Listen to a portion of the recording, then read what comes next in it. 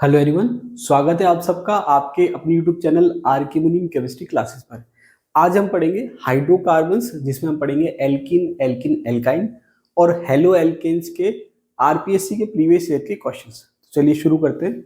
सबसे पहले अगर हम बात करें, पहला क्वेश्चन जो है वो क्या है, what is the product of the reaction given below. ये जो रिएक्शन दे रखी है इसका प्रोडक्ट क्या होगा। ये आपके साइक्लोहेक्सीन है, इसकी रिएक्शन हम करा रहे हैं ब्रोमीन से। कंडीशन क्या दे रखी है, कंडीशन दे रखी है हीट और यूवी लाइट। कंडीशन दे रखी है हीट और यूवी लाइट। ऑप्शन की बात करें तो एलाइलिक पोजीशन पे ब्रोमीन जुड़ गया है, डबल बॉन्ड में क्या हो गया, ब्रोमीन ऐड हो गया। यहाँ पर एक ब्रोमीन है और ये बेंजीन और ब्रोमीन है। तो अगर आप देखेंगे कि ये ऑप्शन तो बिल्कुल ही आपको नहीं लग रहा होगा, ना ये लग रहा होगा। अब यहाँ पर जो आपको सबसे लग रहा होगा कि जो ऑप्शन सही है वो ये वाला लग रहा होगा। क्यों? क्योंकि simple addition of bromine in double bond. लेकिन कंडीशन की अगर हम बात करें तो देखिए, जब डबल बॉन्ड पे ब्रोमीन ऐड होती है, एडिशन रिएक्शन होती है, तो वहां कंडीशन दे रखी है जैसे डार्क दे रखा होता है, सॉल्वेंट दे रखा होता है, कार्बन टेट्राक्लोराइड, इस टाइप से दे रखा होता है। लेकिन अगर आपके लाइट दे रखी है और हीट दे रखी है तो ये आपके एडिशन रिएक्शन की जगह फ्री रेडिकल मैकेनिज्म को बताता है और फ्री रेडिकल सब्सटीट्यूशन को बताता है। तो यहाँ पर एलाइलिक सब्सटीट्यूशन होता है। क्या होता है? Allylic substitution. तो आंसर क्या हो जाएगा, ये। तो यहाँ पर आपको कंडीशन का ध्यान रखना है कि अगर डबल बॉन्ड आपके सिस्टम है, जैसे एल्कीन है, उसके साथ अगर हेलोजन दे रखा है, डार्क है, लो टेम्परेचर है, या नॉर्मल आपके नॉन पोलर सॉल्वेंट है, तो वहां पर तो आपके एडिशन हो जाएगा। लेकिन अगर हीट दे रखा है या आपके हाई टेम्परेचर दे रखा है या यूवी लाइट दे रखा है या फिर आप कह सकते हैं जैसे एनबीएस, एन ब्रोमो सक्सेनामाइड दे रखा है, तो वहां पर आपके क्या होगा, एलाइलिक सब्स्टिट्यूशन होगा। नेक्स्ट क्वेश्चन की बात करते हैं। In the reaction 2 bromo 2,3 dimethyl butane. तो मैं इसके स्ट्रक्चर बना देता हूं। तो ये तो हो गया ब्यूटेन 2 ब्रोमो, ये हो गया 2 ब्रोमो 2,3 डाइमिथाइल, ये हो गया 2,3 डाइमिथाइल। ठीक है, 2 bromo 2,3 dimethyl butane. In the reaction 2 bromo 2,3 dimethyl butane plus RO minus. RO minus क्या है, जैसे अगर हम बात करें, जैसे आरओ माइनस बेस को बता रहा है। आरओ माइनस किसको बता रहा है? बेस। जैसे आप कहते हैं ना एक्वा सॉल्यूशन ऑफ केओएच और एल्कोहलिक सॉल्यूशन ऑफ केओएच, तो एक्वा सॉल्यूशन तो न्यूक्लियोफिलिक सब्स्टिट्यूशन रिएक्शन करता है और एल्कोहलिक सॉल्यूशन जो है वो क्या करता है, एलिमिनेशन रिएक्शन। तो एल्कोहल प्लस केओएच, तो वहां पर बनता है एल्कोक्साइड आयन। ठीक है, तो ये आपके जो कंडीशंस दे रखी है ये बता रही है आपके, जैसे केओएच या एनओएच कह सकते हो आप, एनओएच या केओएच कह सकते हो, साथ में एल्कोहल है, आरओएच है। तो ये कंडीशन है एलिमिनेशन की और ये मिलके क्या बना रहा है, आरओ माइनस। अब आगे क्या कह रहा है कि इसमें भाई आरओ माइनस है, मतलब एलिमिनेशन हमको कराना है। ठीक है, अच्छी बात है। आगे क्या कह रहा है, gives 2,3 dimethyl 2 butene plus 2,3 dimethyl 1 butene, मतलब दो प्रोडक्ट बन रहे हैं। तो एक तो प्रोडक्ट बन रहा है 2,3 डाइमिथाइल 2 ब्यूटीन, ये बना दिया मैंने, और एक है 2,3 डाइमिथाइल 1 ब्यूटीन। क्या दे रखा है, 2,3 dimethyl 2 butene plus 2,3 dimethyl 1 butene, तो मैंने ये बना दिया। ये दो प्रोडक्ट बन गए, अच्छी बात है। आगे क्या कह रहा है, maximum amount of 2,3 dimethyl 2 butene would be formed when RO minus is. ये कह रहा है कि ये दो प्रोडक्ट बनेंगे और अलग अलग जब आरओ माइनस आप चेंज करोगे, भाई आरओ माइनस आप क्या ले रहे हो, तो अलग अलग परसेंटेज आएगा। जैसे मान लो कि एक में इसका परसेंटेज आ रहा है, मान लो एक्स आ रहा है, इसका वाई आ रहा है, जो भी आप ले रहे हो, फिर उसके बाद वेरी करेगा परसेंटेज, मेजर माइनर कौन सा होगा वो हम एक बार छोड़ देते हैं। अब यहाँ पर ये कह रहा है कि ये वाला प्रोडक्ट कब मेजर होगा, तो देखिए इसके लिए आपको थोड़ा सा, अगर हम थ्योरी में जाएं तो थ्योरी हमने पढ़ रखी है कि जब आप नॉर्मल कंडीशन में एलिमिनेशन कराते हो तो सेडजेफ प्रोडक्ट बनता है। क्या बनता है? सेडजेफ प्रोडक्ट। सेडजेफ प्रोडक्ट क्या कहता है कि भाई मोर सब्स्टिट्यूटेड एल्कीन जो है वो मोर स्टेबल है और वो मेजर बनेगी। तो ये मोर स्टेबल है अकॉर्डिंग टू सेडजेफ, तो इसका परसेंटेज ज्यादा होगा।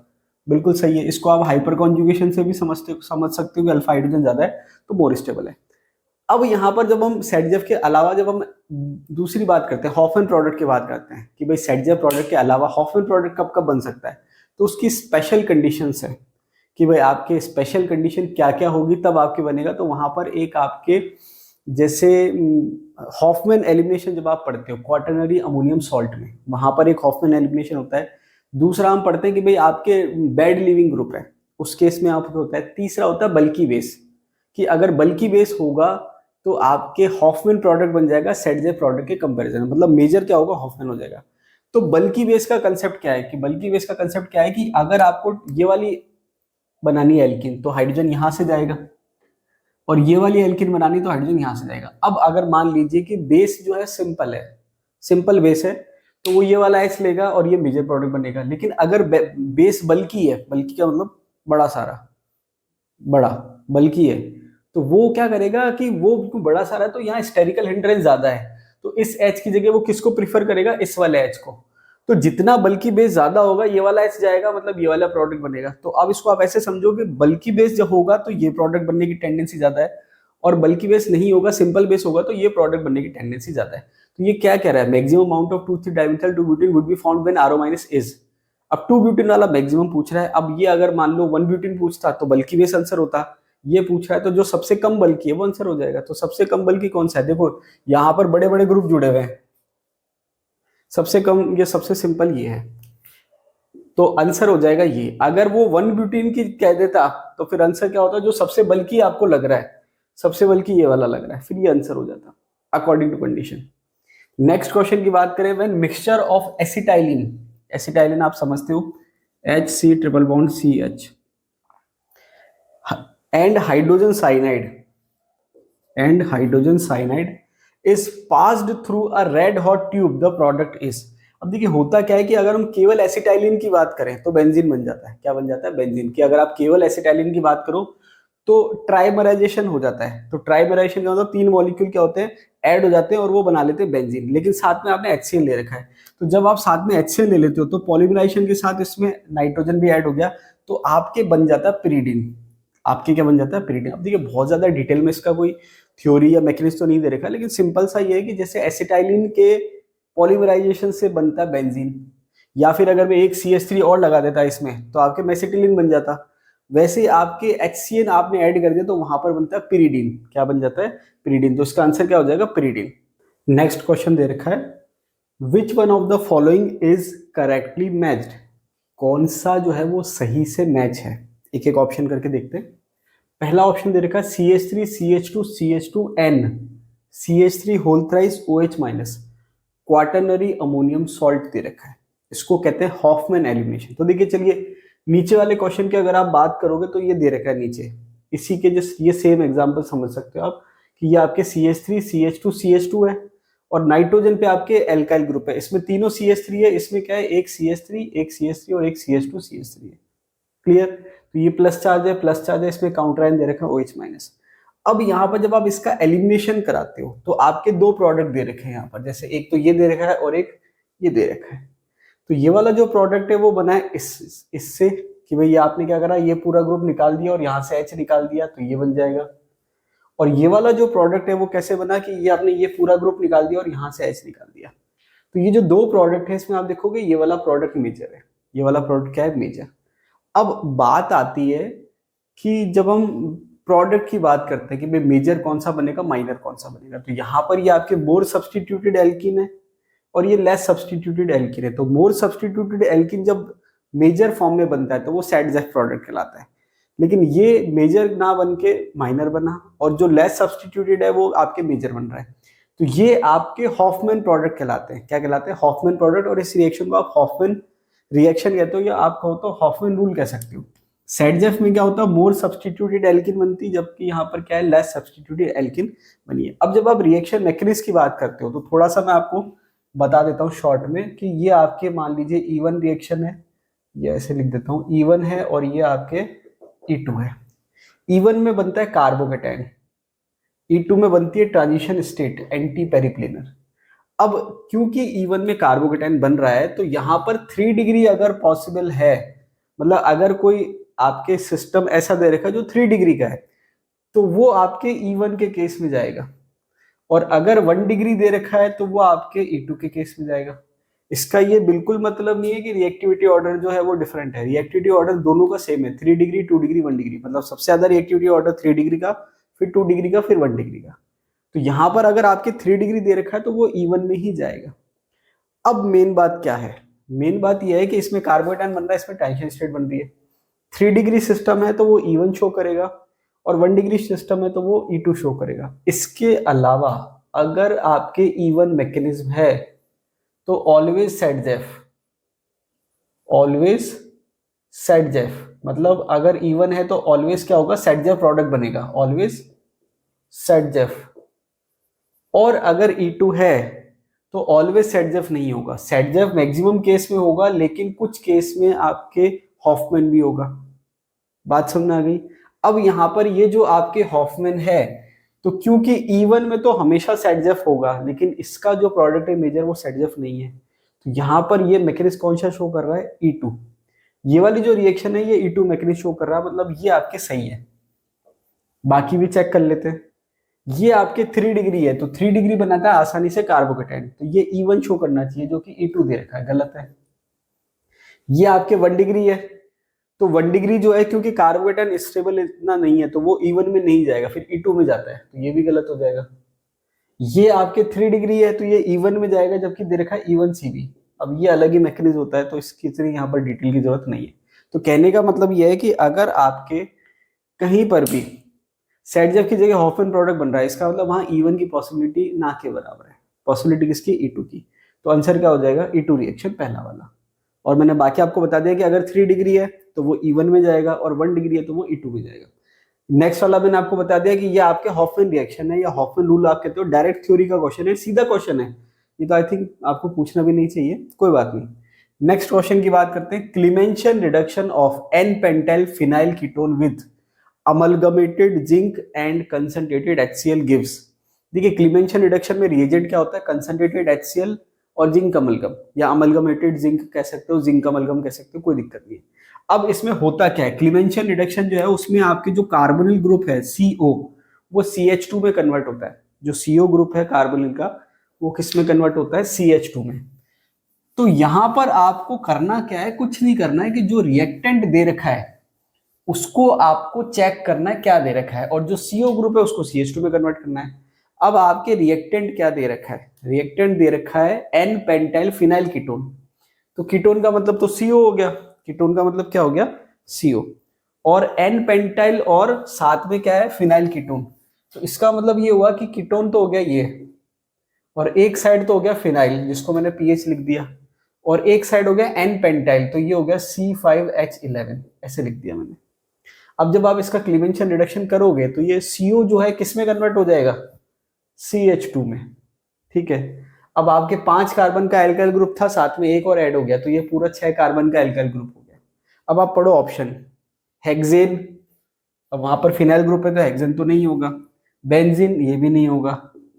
एन हेक्साइल बेंजीन, तो ये आप इसको बेंजीन कह सकते हो, और ये आपके 6 कार्बन की रिंग, 6 कार्बन सॉरी स्टेट, तो ये आपके सही है। टोलुइन आप कह नहीं सकते, क्योंकि बेंजीन रिंग पे CH3 नहीं है, तो ये आंसर क्या हो जाएगा? N hexyl benzene. सिंपल है, बस थोड़ा सा हो सकता है कि आपको नाम से स्ट्रक्चर का आइडिया लगाने में थोड़ी दिक्कत होती है, तो वो बिल्कुल जेन्युइन है, आप पूछ सकते हो क्वेश्चन, कोई दिक्कत नहीं है। तो आपको क्या करना है? जो स्ट्रक्चर का नाम दे रहेगा उसके स्ट्रक्चर बनाने की कोशिश करो, फिर कार्बन को CH2 में कन्वर्ट करो, फिर उसका नाम बनाने की कोशिश करो, आ जाएगा। नेक्स्ट क्वेश्चन की बात करें। CH3C CH3 CH2 CH2 OH, H2SO4 दे रखा है, 80 डिग्री सेंटीग्रेड दे रखा है। एक प्रोडक्ट ये है और एक प्रोडक्ट ये है।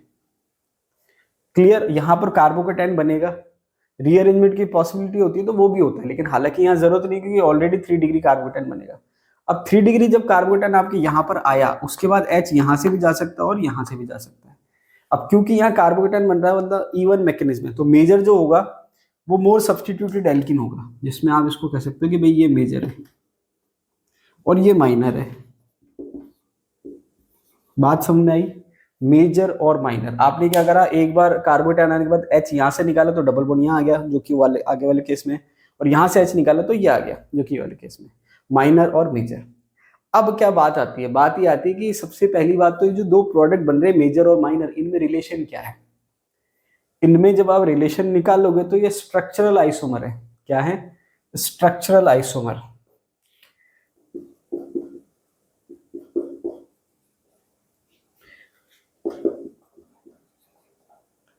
कहने का मतलब ये है कि जो 2 प्रोडक्ट बन रहे हैं वो आपस में कैसे रिलेटेड है, क्या रिलेशन है? क्योंकि इनकी स्ट्रक्चर ही डिफरेंट है, तो ये स्ट्रक्चरल आइसोमर है, स्टीरियो आइसोमर नहीं है। दूसरी बात, जब आपके एक मेजर है और एक माइनर है, इसका मतलब 2 प्रोडक्ट की पॉसिबिलिटी थी या 2 से ज्यादा की थी, और वो सारे बने।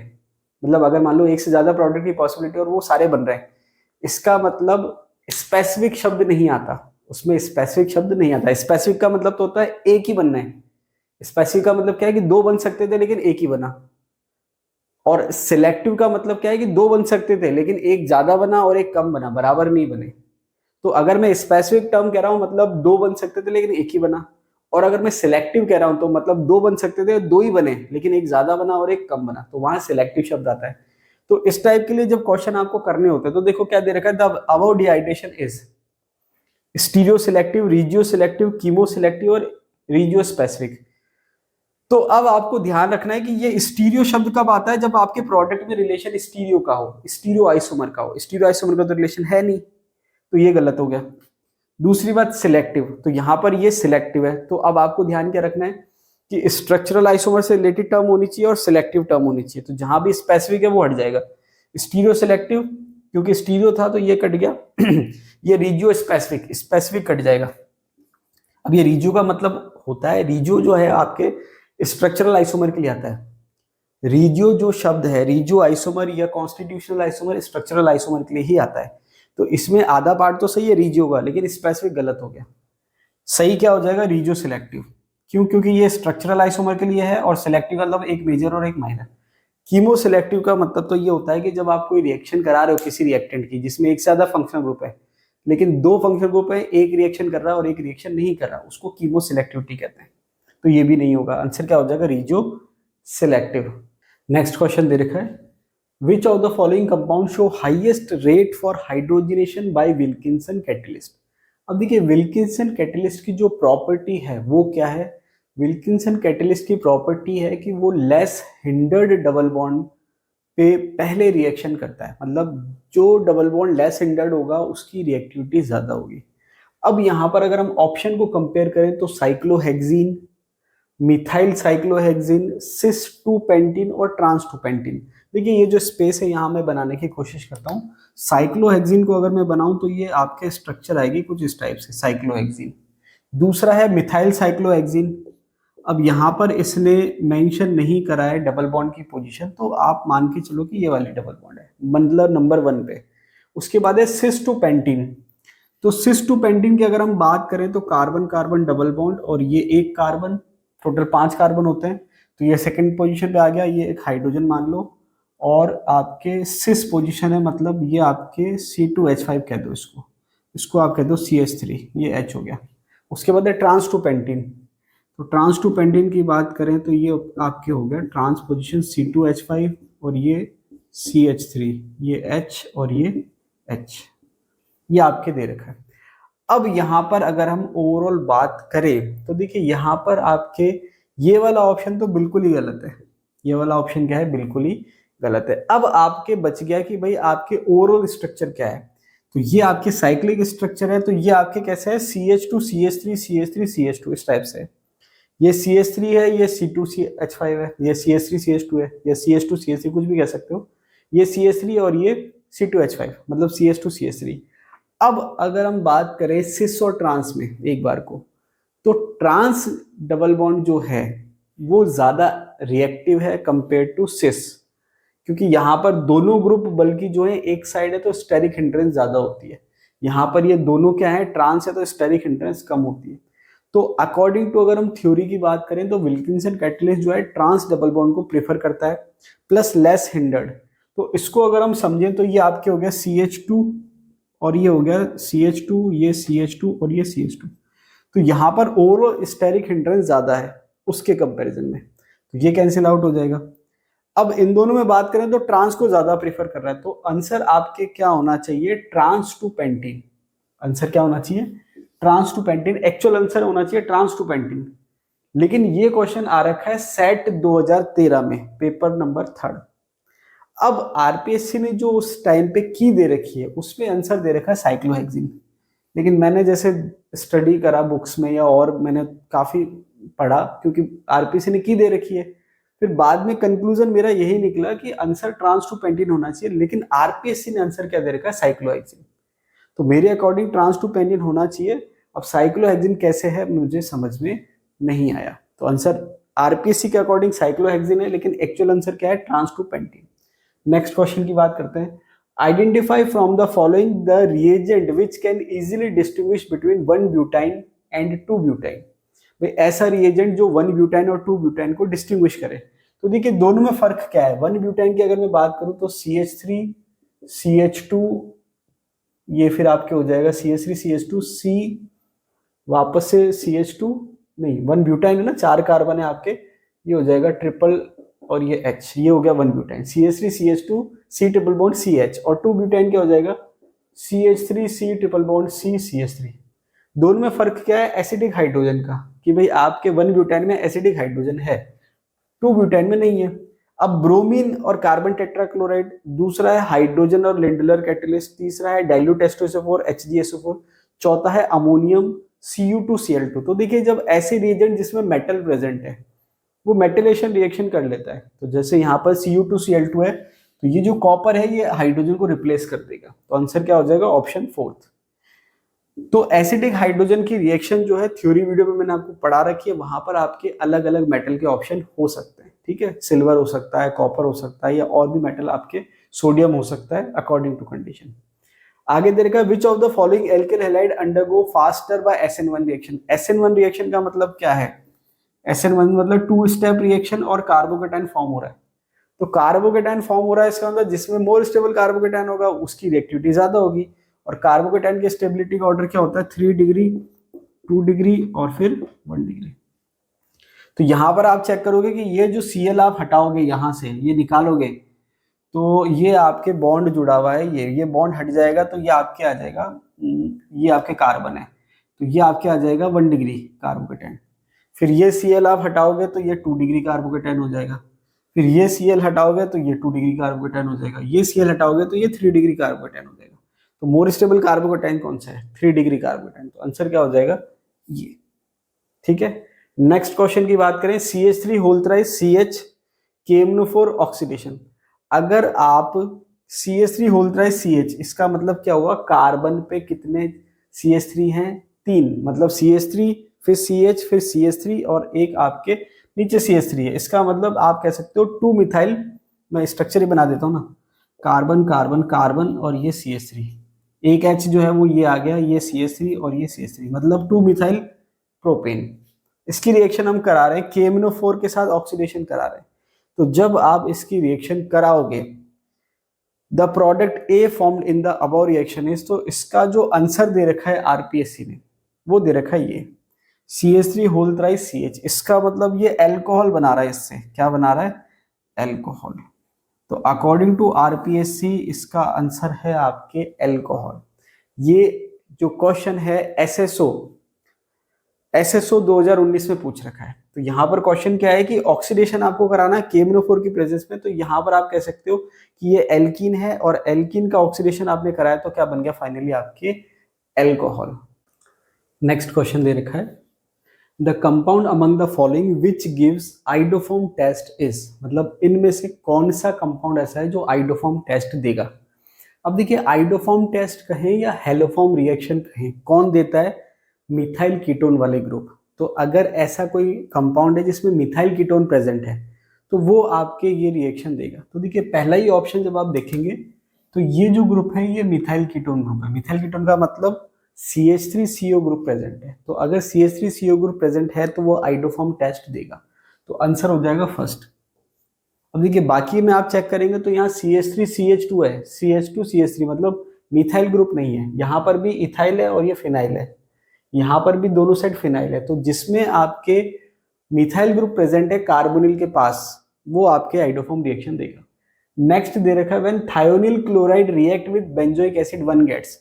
अब जब आप थायोनिल क्लोराइड की रिएक्शन कराओगे तो फाइनली आपके बनेगा C6H5COCl, फाइनली क्या बनेगा C6H5COCl, क्योंकि थायोनिल क्लोराइड जो है वो क्लोरीन का सोर्स है तो वो Cl देगा और बेंजोइक एसिड का जो OH है वो हट जाएगा, तो यहाँ पर आपके बन जाएगा C6H5COCl, तो इसका आंसर होगा बेंजोइल क्लोराइड। इसका आंसर क्या हो जाएगा बेंजोइल क्लोराइड। नेक्स्ट क्वेश्चन की बात करें, if CH triple bond CH plus CO plus H2O in presence of nickel tetra carbonyl gives X, then X will be. देखिए इस केस में जो फाइनल प्रोडक्ट बनता है वो क्या बनता है, CH2 डबल बॉन्ड CH इसको कहते हैं एक्रिलिक एसिड। इसको क्या कहते हैं? Acrylic acid. तो आंसर हो जाएगा एक्रिलिक एसिड। नेक्स्ट क्वेश्चन की बात करें, when passed over heated copper at 300 degree centigrade. भाई आप हीटेड कॉपर पे पास कर रहे हो 300 degree centigrade, an organic compound was formed to yield an alkene. तो ये कह रहा है कि जब आपने कॉपर पर ऑर्गेनिक कंपाउंड पास किया तो उससे जो प्रोडक्ट बना वो बना alkene. The organic compound is most likely to be. तो ऐसा कौन सा ऑर्गेनिक कंपाउंड है जिसको आप कॉपर पे 300 डिग्री हीट पे पास करोगे तो क्या बन जाएगा? एल्कीन। तो ये आप पढ़ते हो differentiation of alcohols, 1 degree, 2 degree and 3 degree.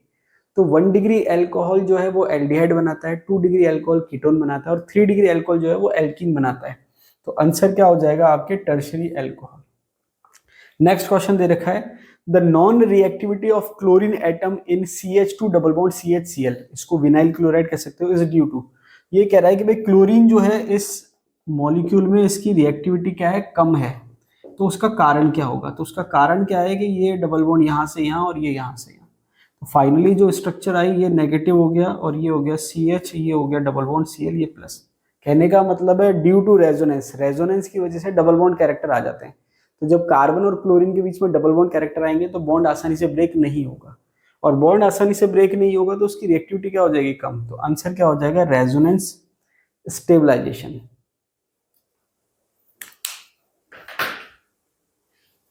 Next question दे रखा है, an organic compound C4H6 on ozonolysis gives formaldehyde,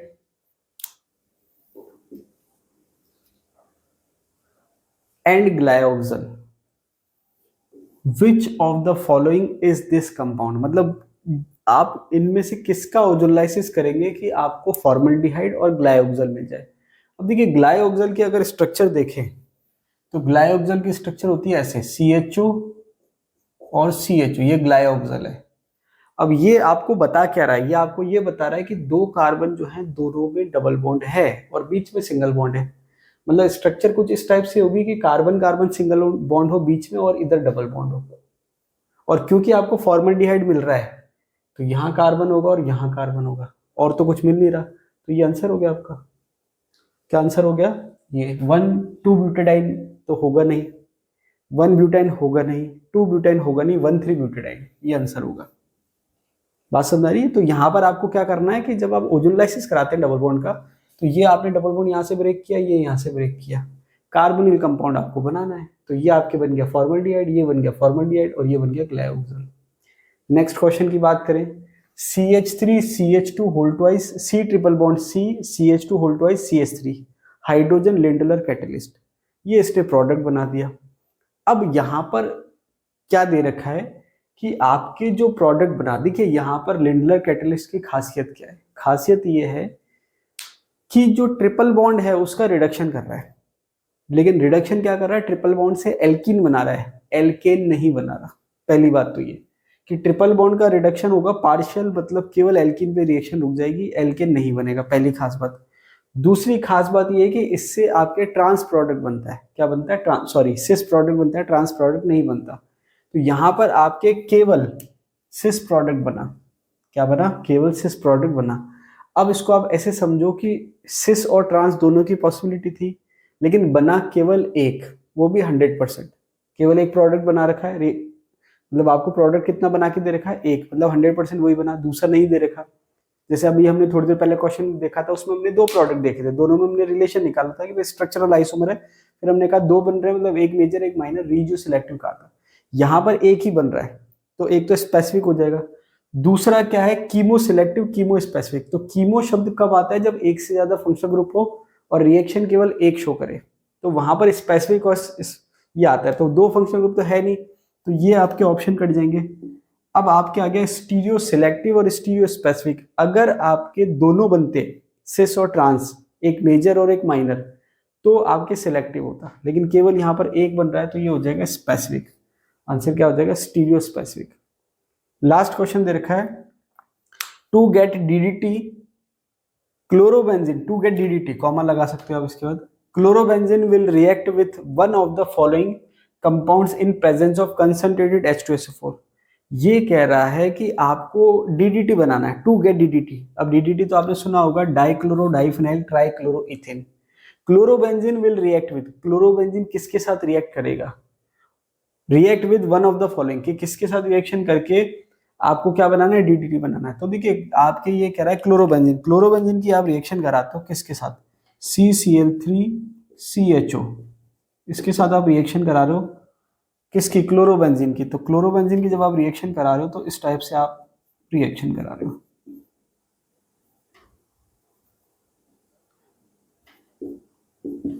ठीक है, 2 मॉलिक्यूल आपने ले लिए क्लोरोबेंजीन के। ठीक है, अब यहाँ पर जब आप रिएक्शन कराओगे तो ये आपके वाटर निकल जाएगा और फाइनली आपके क्या बनेगा, ये बन जाएगा CCl3। फाइनली जो प्रोडक्ट बनेगा वो क्या बनेगा, CCl3CH,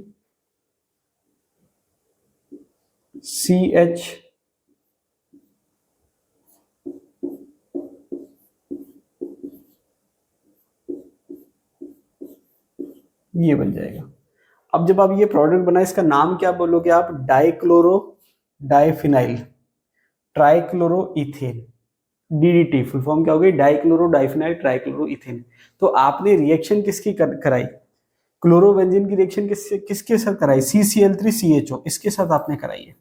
अब आपके ऑप्शन चेक कर लो, trichloro ethane, dichloro acetone, dichloro acetaldehyde, trichloro acetaldehyde, इसके साथ आपने कराई है ट्राइक्लोरो एसिटल्डिहाइड। जहां तक मुझे याद आ रहा है इसको आई थिंक क्लोरल कहते हैं, क्या कहते हैं, क्लोरल कहते हैं। तो यहां से आपके क्या बन जाएगा, डीडीटी।